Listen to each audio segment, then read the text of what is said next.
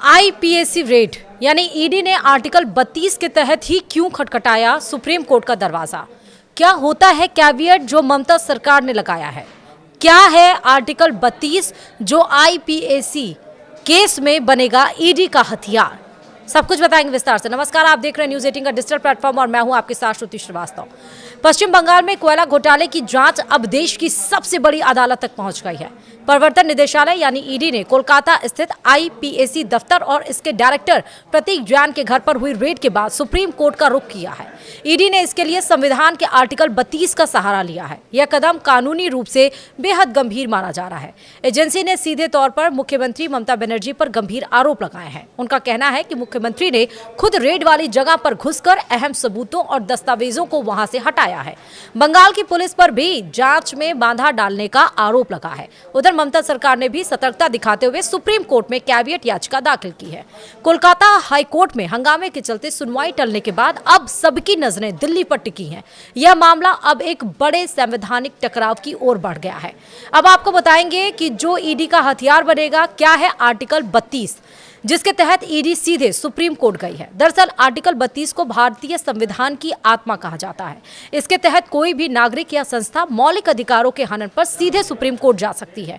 आमतौर पर जांच एजेंसियां हाई कोर्ट जाती हैं, लेकिन ईडी ने दावा किया है कि बंगाल में उसकी निष्पक्ष जांच करने की आजादी छीन ली गई है। एजेंसी का कहना है कि राज्य की मशीनरी ने कानून का उल्लंघन किया है। पुलिस ने ईडी अधिकारियों को उनकी शक्ति का उपयोग करने से रोका है। यह संवैधानिक अधिकारों के हनन का मामला बन गया है। इसलिए ईडी ने सीधे दिल्ली स्थित शीर्ष अदालत से न्याय की गुहार लगाई है। दूसरा सवाल है, ममता बनर्जी पर क्या है ईडी के वो संगीन आरोप? दरअसल ईडी ने अपनी 28 पन्नों की याचिका में कई सनसनीखेज खुलासे किए हैं। एजेंसी का दावा है कि प्रतीक जैन के घर पर रेड के दरमियान ममता बनर्जी वहां पहुंची थी। आरोप है कि उन्होंने वहां से कई महत्वपूर्ण इलेक्ट्रॉनिक डिवाइस और कागज अपने कब्जे में लिए।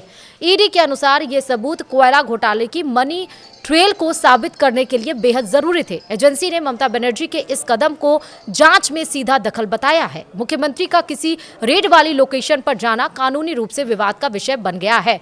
बीजेपी ने भी इस पर सवाल उठाए हैं।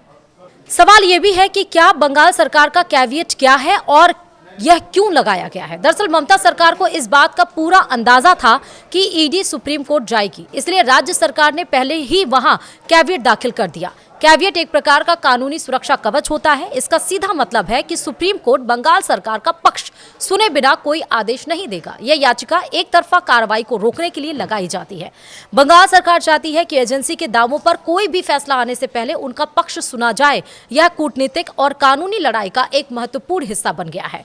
वहीं सवाल यह भी है कि आईपैक और कोयला घोटाले का आपस में क्या है कनेक्शन? दरअसल कोयला घोटाले की जांच के दरमियान करोड़ों रुपए की मनी लॉन्ड्रिंग का पता चला है। जांच एजेंसी का दावा है कि घोटाले की बड़ी रकम एक विशेष कोल कंपनी को भेजी गई। यह कंपनी राजनीतिक सलाहकार फर्म आईपैक से जुड़ी बताई जा रही है। इसी लिंक को तलाशने के लिए ईडी ने प्रतीक जैन के ठिकानों पर छापेमारी की थी।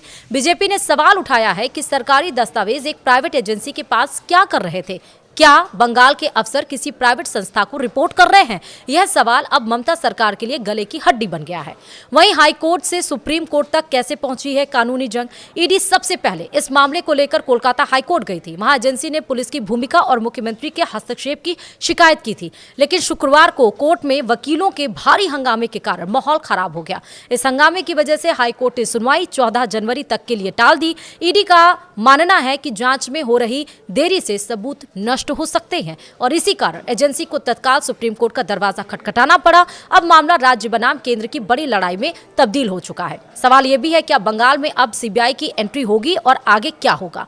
ईडी ने अपनी याचिका में केवल बाधाओं की शिकायत नहीं की है। एजेंसी ने साफ तौर पर मांग की है कि इस पूरे मामले की जांच अब सीबीआई को सौंपी जाए। उनका तर्क है कि राज्य पुलिस और प्रशासन के रहते निष्पक्ष जांच से संभव नहीं है। अगर सुप्रीम कोर्ट सीबीआई जांच के आदेश देता है तो यह राज्य सरकार के लिए बड़ा झटका होगा। टीएमसी के सांसदों ने भी इस रेड के खिलाफ दिल्ली में प्रदर्शन किया है। आने वाले दिनों में यह विवाद सड़क से लेकर संसद और कोर्ट तक और अधिक गरमाने वाला है। वीडियो में इतना ही। नमस्कार।